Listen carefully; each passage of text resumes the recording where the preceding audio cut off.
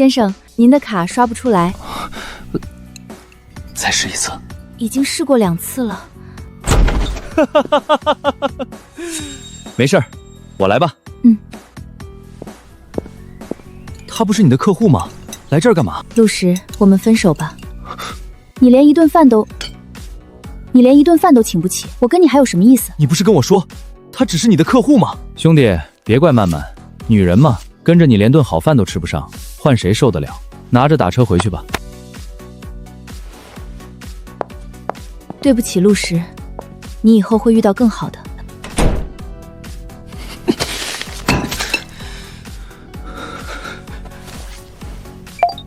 卡里就还剩70多了，连打车回去都不够。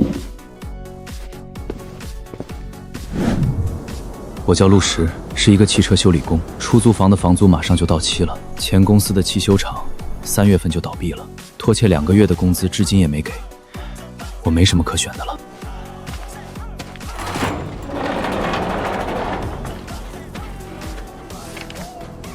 修过车？干了3年多。那洗车不委屈你？不委屈。夜班，晚上10点到早上6点，每天至少洗8台。角落有间铁皮房，你住那儿。没事别乱碰车，丢了东西从工资里扣。好。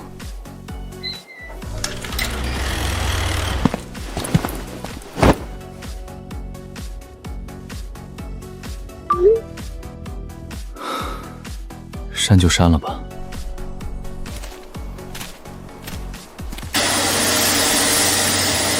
唉，你叹什么气？想我那前车主？谁？是谁在说话？我那前车主真惨，藏在备胎里的3根金条，连着我一起被5000块卖给了车行。3根金条那算啥？我底盘下面绑着的那个 U 盘才叫值钱，200万的商业机密绑在后差速器第3颗螺丝旁边。哼，吹吧你！谁吹了？我前车主林远洲，远洲科技的老总，被合伙人做局搞破产之前，把最核心的数据备份绑在了我身上，结果还没来得及取，人就进去了，我也被拖来这儿了。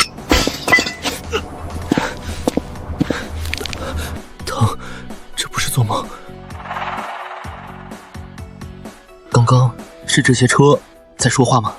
我那前车主真惨，藏在备胎里的3根金条，要么是我疯了，要么就是真的。不管哪种，验证一下总没坏处。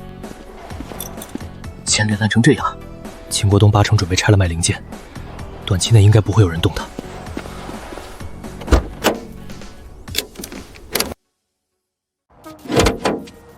怎么这么沉？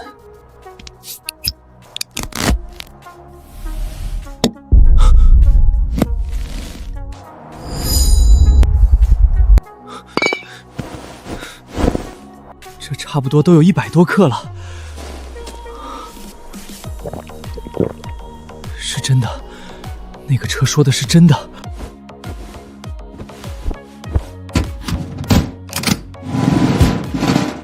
金条不能带在身上，3颗来路不明的金条，解释不清。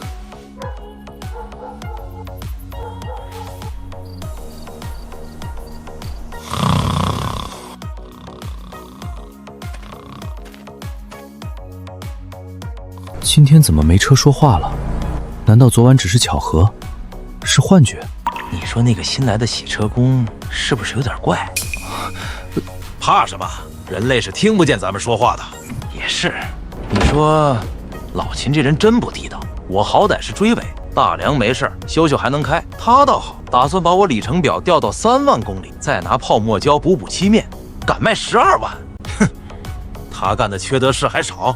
你看那边那辆黑色凯美瑞，泡水车，水淹到仪表台，线束全泡烂了。老秦找人烘干，换了个新方向盘，贴了个1手车的标。上周一个小姑娘来看车，差点就签了，幸亏他爸来了一趟，闻到座椅下面还有霉味儿。我竟然真的能听到这些车的对话，不是在耳朵里响的那种声音，更像是直接在脑子里出现的，嗡嗡的，还有方向感。我甚至能准确分辨出是哪辆车在说话。怎么这么疼？感觉脑袋胀得像要裂开了。不行，不能在这待了，我得回去休息。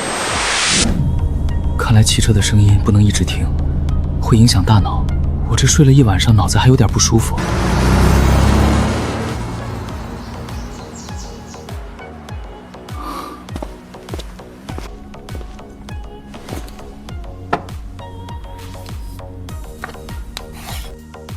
是真的，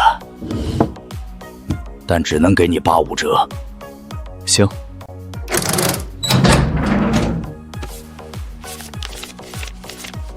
127500块。好。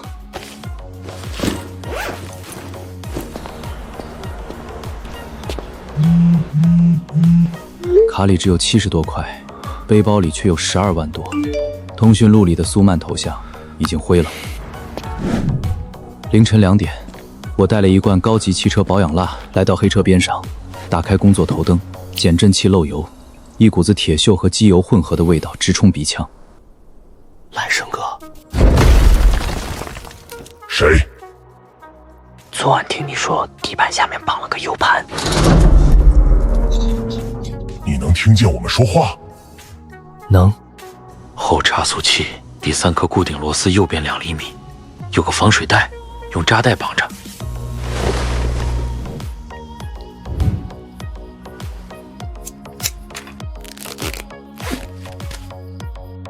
U 盘插进笔记本，有一个 TXT 文档，没加密。如果你找到了这个 U 盘，说明我林远洲已经完了。里面是远洲科技全部核心技术的备份，3项发明专利，2套生产工艺流程，以及郑恺伪造财务数据、侵吞公司资产的全部证据。密码是我女儿的生日。我不知道还有没有翻盘的机会，但这些东西不能落在郑恺手里。拜托了。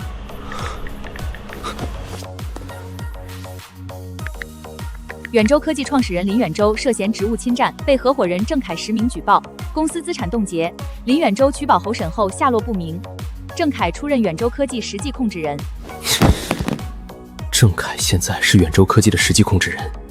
如果这些专利和证据是真的，价值远不止黑车收的200万。这东西太烫手了。接下来3天，我白天睡觉，晚上洗车、听车。我里程表被掉了，从18万掉到2万3。我是泡水车，线束全泡烂了。老秦换了个新方向盘，就当准新车卖。我前纵梁焊接过，喷了原厂漆盖住焊痕，标价23万。黑色凯美瑞，泡水车，水淹到仪表台，线束老化，标价11.8万。灰色奔驰 C 级，前纵梁焊接，当无事故卖，标价23万。12辆调表车，最狠的从18万调到2.3万。6辆泡水车，烘干换内饰，当准新车卖。3天，37辆车，底细摸了个七七八八。每一辆车都跟我说了自己的真实情况，向病人跟医生坦白病史。我还发现了规律，这种听觉只在凌晨1点到3点之间有效，而且必须是我一个人在场。一旦有第2个人走进车场，车就安静下来了。每次听完，我的太阳穴会胀痛2-3个小时，像有人在脑袋里拿锤子敲。听的时间越长，痛得越狠。谁动了那辆911？备胎怎么不见了？早班的老周摇头，保安老吴摇头，秦国栋的目光扫过来，落在我身上。你是夜班，晚上就你一个人在场。秦哥，那台911我洗过，备胎当时就不在了。不在了？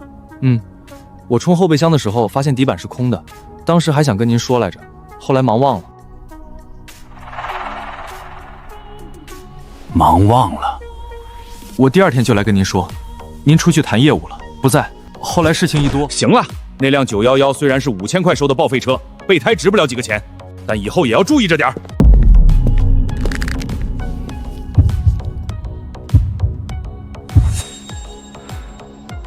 蓝生哥，你前车主林远洲，他被那个郑恺坑了是吗？不只是坑，郑恺伪造了财务报表，做了假合同，把公司亏空的账全栽到林远洲头上。林远洲当时正在跟一家德国公司谈技术合作，所有核心数据都在公司服务器上。郑恺先下手为强，把服务器格式化了，但他不知道林远洲在我身上留了备份。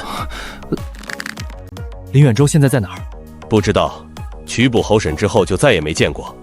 这东西是一把刀，也是一张牌。问题是，我一个洗车工，怎么打这张牌？用金条换来的钱，买了一台2手笔记本和一部新手机。白天搜新闻，翻法院公告，晚上洗车、停车，挤出时间就跑市区。林远洲的官司去年10月开庭，取保候审，案子一直没判。他原来的公司在高新区，现在已经换了招牌。郑凯把远洲科技改成了凯远科技。最终找到林远洲是靠一辆车，车场角落有辆黑色日本车，老旧但保养得不错。他是秦国栋从一个中年男人手里2万块收来的，那人急用钱。凌晨2点，黑色日本车跟旁边的小车闲聊。我前车主林远洲做企业的，以前开豪车，后来落难了，换了我。上个月连我都卖了，说是要凑律师费。现在住城北胜利街的一个很破的老小区里，可惨了，他老婆也保了，现在就独自带着女儿住在那边。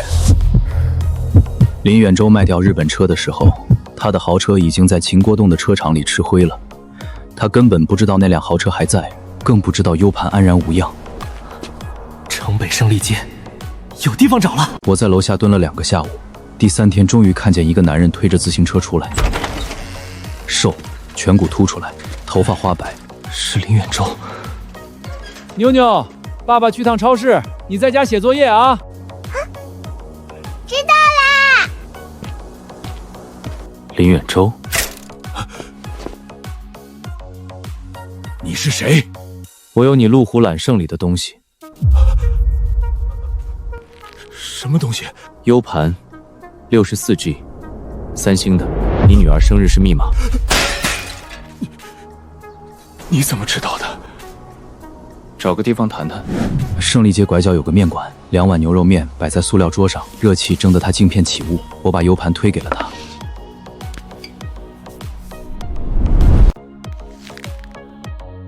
我以为这辈子都找不回来了。里面有能翻案的东西吗？有。郑凯伪造财务数据的原始文件和公司核心专利的完整备份，他把服务器格式化了，现在手里的东西全是残缺的。如果我能证明这些专利是我的原创，你现在还缺什么？律师费、调查取证的费用，还有时间。取保候审的期限快到了，我已经卖了车，卖了房，钱全砸在官司里了。现在连女儿的学费都快交不上。我出钱，条件是翻案之后，你的公司让我入股，不多，10%。你叫什么名字？陆石。陆石，你为什么帮我？因为我也被人踩在脚底下过，知道那种滋味。回车行的公交车上，我一直在想，手里还剩11万多，拿出8万给林远忠请律师，自己留3万周转，赌不赌？赌！回到车行已经是晚上8点，我换上工作服，准备开始洗车。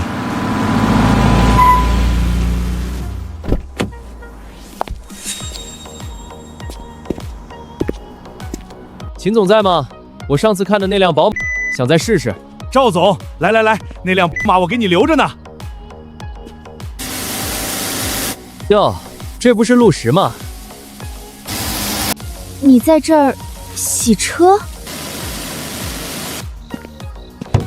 行啊，找到工作了，好好干，踏踏实实的。别聊了，赵总，车在这边。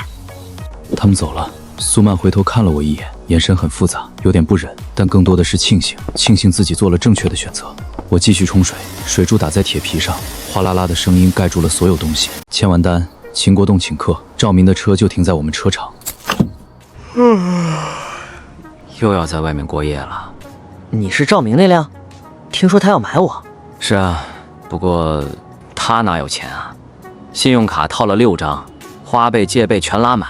那块百达翡丽是假的，我副驾驶套箱里塞着一沓催款函，而且他那个做建材的爸去年就破产了，现在全靠他拆东墙补西墙撑面子。那他还买我23万呢？他跟那个女的说了，要给他买辆好车当生日礼物，面子嘛，撑不住也得撑。听完我低下头，感觉心口那个被踩过的地方隐隐发胀。给林远洲8万块后的第3天，他给我打来一个电话。律师已经接了案子，下周开始调查取证，密码试过了，文件都在。陆石，谢谢。好。第2天，秦国栋从外地收了5辆事故车回来，其中1辆黑色轿车格外显眼，这车不简单。凌晨2点，我走到那辆黑车边上，他正在跟旁边1辆车聊天。你这是怎么撞的？我前车主是个搞走，上个月被追得急，拐弯没拐住，我就这样了。不过我后备箱暗格里还藏着东西呢。什么东西？几块翡翠原石，我前车主从缅甸带回来的，上好的料子，还没来得及开窗，塞在备胎底下的夹层里。这个车行的人拆后备箱的时候根本没发现，因为那个夹层是后加工的，跟原车底板严丝合缝。翡翠原石，这张牌比金条还大。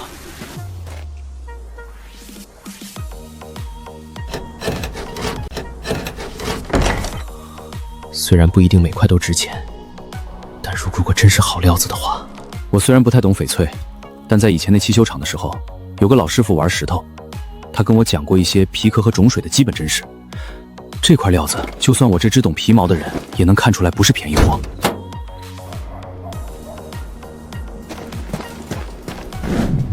2天后，我找了个中间人，老孙看料子20多年了，嘴毒但眼准，你别乱说话，让他先看。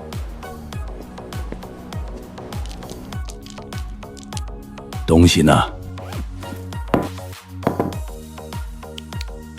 老头拿着强光手电照了10分钟，放大镜换了3个。这块大的，如果切开跟窗口一致，冰种满绿，少说值40、50万；小的3块差一些，加起来也有10几万。你要出手？暂时不出。年轻人，原石没切之前只是估价，放着有风险，切了也有风险，你拿得住？拿得住。行，有胆子。我在市区新租了小仓库，用来放翡翠原石。现在手里的牌越来越多了，金条变现12万7，翡翠原石估值60多万。虽然还没变现，但底气完全不一样了。更重要的是林远洲那边，律师拿到 U 盘里的数据后，开始顺藤摸瓜。郑恺伪造的财务报表有7处数据矛盾，而林远洲的专利文件里有完整的时间戳和原始研发记录，足以证明知识产权归属。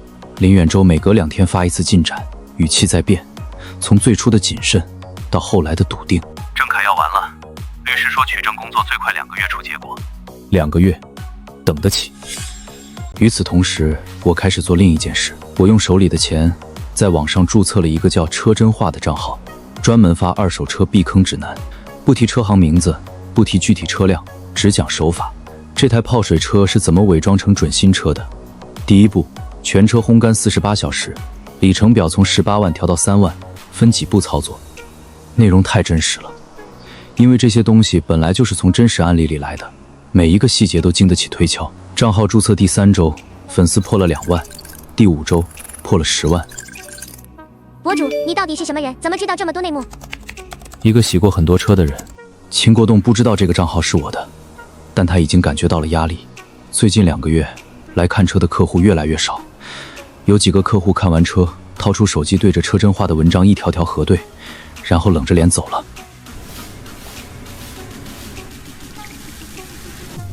秦国栋在办公室里跟几个销售抱怨，最近生意不好做，网上不知道哪个王八蛋专门教人怎么验事故车，搞得客户一个比一个精。秦国栋开始查了，他不是蠢人，做了10几年2手车生意，能在这行站住脚的人脑子都好使。他先是让销售在网上搜车真话的文章，一篇一篇对照车厂里的车，发现至少4篇的细节跟车厂的操作手法一模一样。有内鬼，你去查夜班的洗车工，白天的老周，还有老吴，最近谁用手机拍过车厂的东西？好的，秦哥。他在办公室里说的话，我在铁皮房里听得清清楚楚。被查的第一个人是早班的老周，老周50多岁，老实巴交的，在车行干了3年。秦国栋翻了他的手机，没找到可疑照片，但发现他上周用车行的打印机打了几页简历。好你个老周，在我这儿干着就想着找下家了，还用公司的打印机打你的面试新公司的简历。滚！工资月底结清。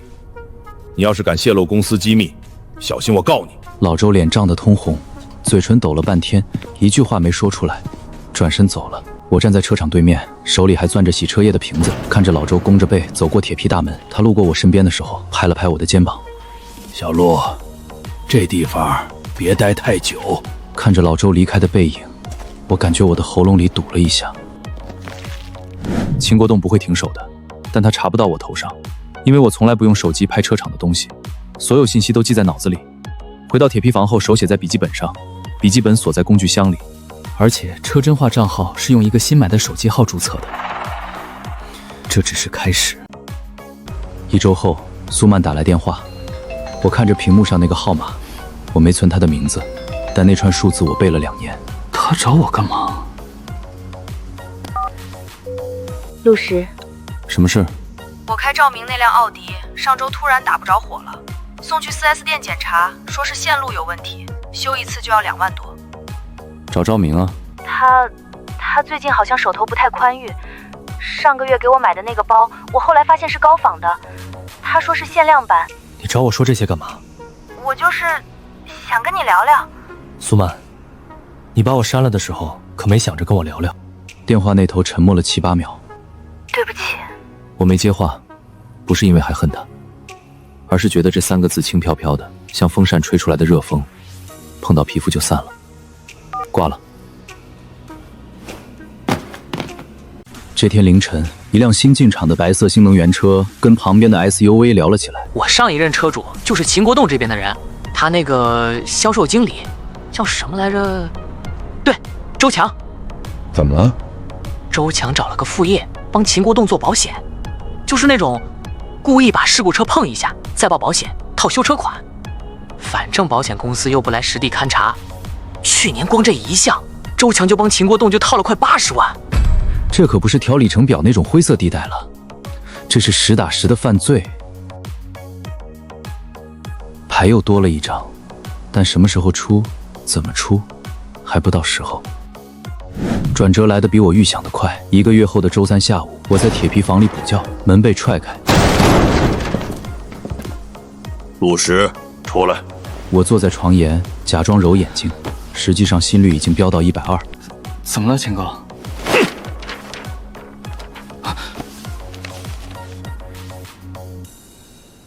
城西就这么大地方，搞二手车内幕的账号 IP 也在城西。你跟我说说，巧不巧？秦哥，城西有10几家二手车行，不止咱们一家。是啊，但别家车行的洗车工不是汽修学校毕业的。这些文章里写的东西，没干过修车的人写不出来。秦哥，您怀疑我？我不是怀疑。每天凌晨3点，你都在车场里晃悠，洗车不用洗到3点吧？把手机拿出来。凭什么？凭我是你老板，你要是没问题，查一下又不会少块肉。秦国栋翻了个底朝天，找不到任何跟车真化相关的内容，因为那些东西全在另一部手机里，锁在市区的仓库中。陆石，我不管那个账号是不是你搞的，但你给我听好，你在我这干1天就别想着搞我，否则……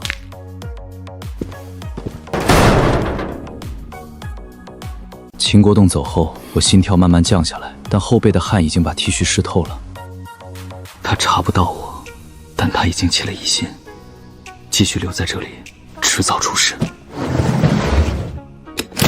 现在走，来得及，但我还缺一个东西：保险诈骗的证据。今晚，最后一次。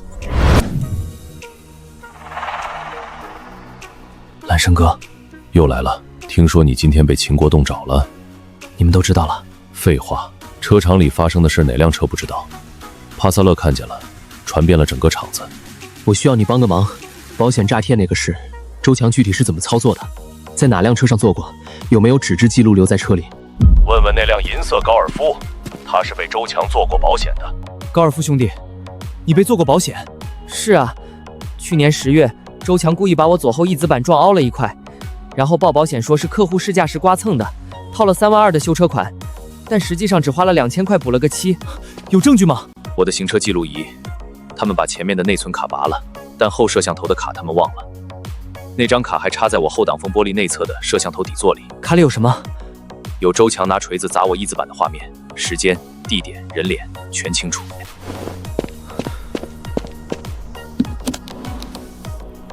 这个就够秦国栋吃几年牢饭的。我第2天就递了辞职。秦国栋看着我的辞职信，眉头皱了起来。不干了？家里有事，得回去一趟。回哪儿？老家，安徽。行，工资月底打卡上。行。我收拾了铁皮房里的东西，一个背包装完，工具箱、笔记本，所有跟这间车行有关的痕迹全部带走。走出铁皮大门的时候，小陆，保重。胡叔，保重。离开车行后，我在市区租了个单间，手里的钱还剩4万多，8万给了林远洲，日常开销花了一些，但翡翠原石还没动。接下来要做2件事，第1件，把手里的证据整理好，等林远洲的案子一起引爆。第2件，把车真话做大，这是我未来的路。车真话的粉丝已经突破20万了，加上之前积攒的流量收益，每个月能有2万多的收入。与此同时，我开始研究另一个方向，帮人验车。以后接验车单，你要买2手车，把车的位置发给我，我去帮你看，看一台收500，看出问题不收费。博主，你底气在哪儿啊？还看出问题不收费？底气在哪儿？底气在于没有任何一辆车能骗过我，我只需要在夜里找到那辆车，听他自己说出自己的历史。我接的第1单是一个姑娘要买的小日系车，停在城南一个小区的地库里。我半夜摸了过去，我蹲在车旁边，她对我说：“我被追过尾，换过后杠和后尾灯，但大梁没事儿，发动机和变速箱都正常。后杠用的是副厂件，漆是后喷的，有色差。左后尾灯换过，不是原厂的，其他没毛病。”根据车自己的自述，我出了一份详细的车检报告。这报告精确到哪个部位修过，用的什么漆，换的是不是原厂件，真专业。姑娘拿着报告去找卖家，卖家脸都绿了，直接降了15000成交。太准了，卖家当场降价15000，陆哥牛逼！第1条5星好评出来后，验车单像雪片一样飞来，这条路走通了。这车真话到底是谁搞的？最近3个月，车行销售额下降了40%，展厅里空荡荡的，连一个顾客都没有。这天，有个被秦国栋卖了泡水车的客户找上门来了，车在高速上突然失去动力，线束短路，发动机舱冒烟，他老婆和3岁的女儿坐在后排，吓得嚎啕大哭。客户找到车行，秦国栋的态度是不承认，让他去告。这不是我们问题。再者说了，合同上写了，车况以交时为准，交付后出的问题跟我没关系。后来我听说，那个买凯美瑞的客户叫张栋，在车厂门口跪了1个下午。秦国栋在办公室里吃外卖，窗帘都拉上了。我记下了张栋这个名字。这天晚上，赵明打来一个电话，他不知道怎么拿到了我的号码，大概是从苏曼手机里翻的。陆氏兄弟，帮个忙，我那辆奥迪 4S 店说线路有问题，要换整套线束，报价6万。你以前不是干过修车吗？能不能帮我看看，是不是被坑了？我想起那天餐厅里他推过来的500块钱，拿着打车回去吧。赵明，你那辆奥迪 A7 是不是从秦发车行买的？你怎么知道？因为那辆车是泡水车。什么？在经销商手里就泡过1次水，眼线早就老化了。你那辆车不是4S 店坑你，是从一开始就有问题。你骗我！你不信就去做个第3方检测，检测费我出。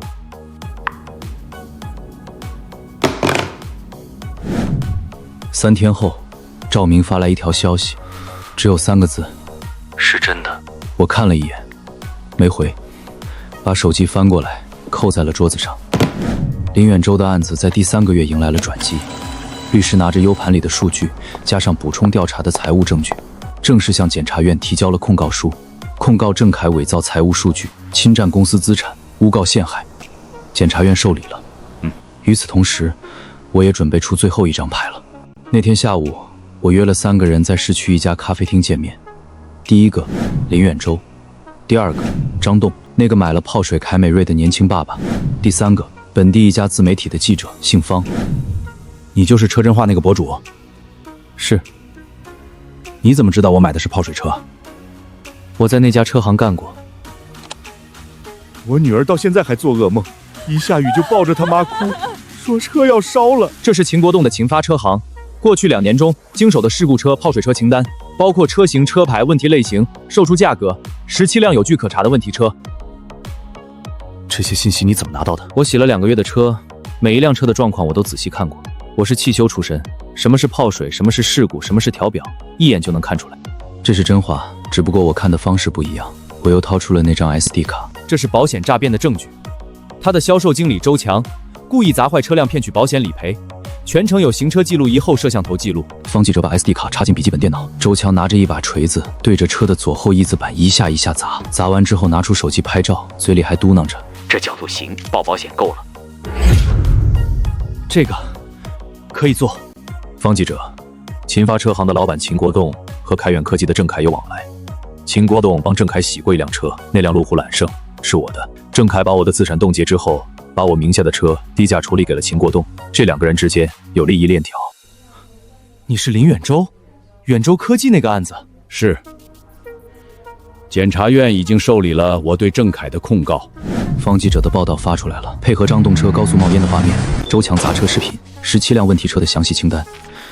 视频发出来的第1天，播放量破了50万。第5天，保险公司报案，秦国栋被警察从办公室里带出来。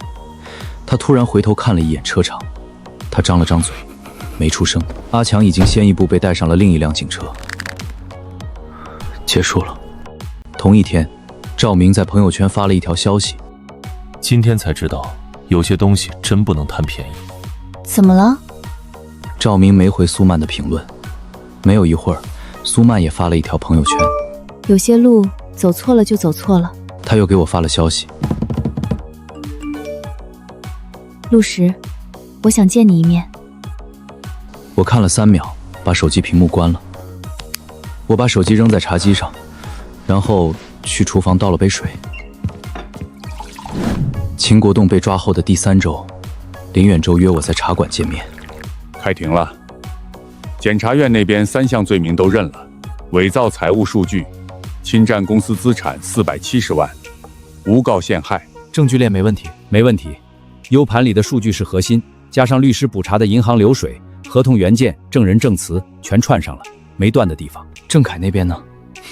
还能怎么样？咬死了不认，说那些数据都是我伪造的。然后我们律师当庭把专利时间差甩出来了，原始文件创建时间比他对外宣称的研发起始日期早了整整14个月。早14个月？对，他那边律师傻了，当场哑了，张了半天嘴，没说出一句整话。法官说择期宣判，但这个局面翻盘是迟早的事儿。陆石，那10%的股份，我给你提到15%。不用，10就够了。你这个人捡漏是真厉害。不是捡漏，是那些东西本来就在那儿，只是没人愿意蹲下来听。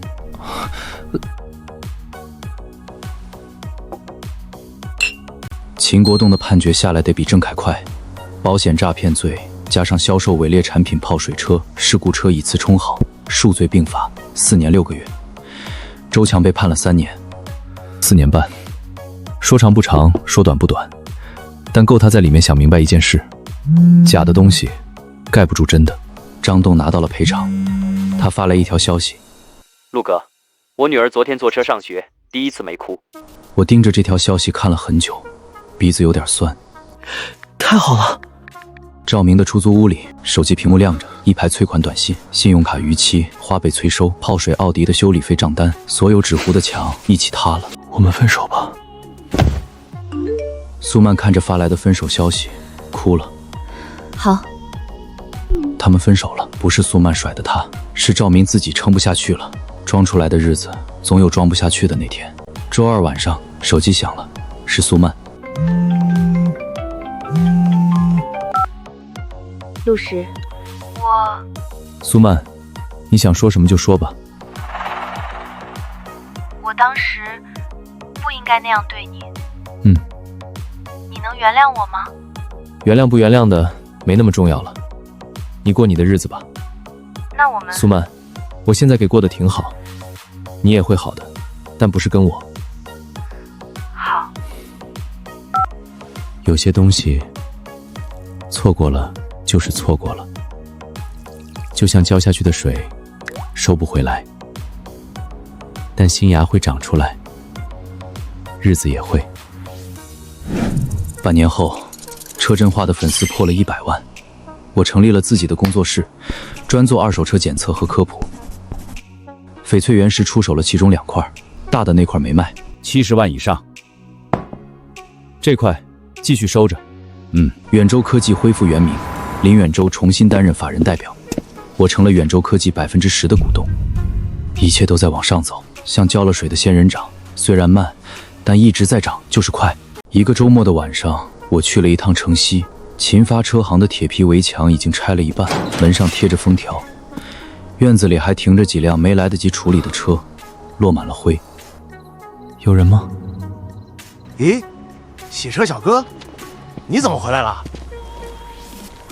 来看看你们。你可出息了，我们都知道，那辆宝马530被查封的时候念叨了一整天，说你是他见过最聪明的洗车工。你们以后会被怎么处理？听说有个做二手车检测的公司要来收，哎，那个公司好像就叫车真话。放心，交给我。有人说我运气好，说我捡漏，说我一个洗车工凭什么翻身？其实哪有什么捡漏，我只是愿意蹲下来，听那些被盖住的声音。车不会说谎，调过的表，泡过的水，撞过的梁，他都记得。就像有些人撒过的谎，做过的亏心事，踩过的人，以为盖住了就没人知道，但真相不会永远被盖住，他只是在等一个愿意蹲下来听的人。陆石，德国那边的技术合作谈下来了，下个月签约。好。对了，你那个验车业务有没有兴趣做大一点？我认识几个投资人。有，回头聊。这个世界上，车不会说谎，但人会。每一辆车都有故事，每一个人也有。有的故事被藏起来了，有的故事被盖住了，但没关系，只要还有人愿意蹲下来听，真话就永远不会消失。以前我以为翻身是有钱，后来我才知道，翻身是你终于不用低头说假话。有人靠谎话发财，有人靠真话吃饭，而我只是刚好听见了车的真话，也刚好说出了人不敢说的真话，因为假的永远真不了。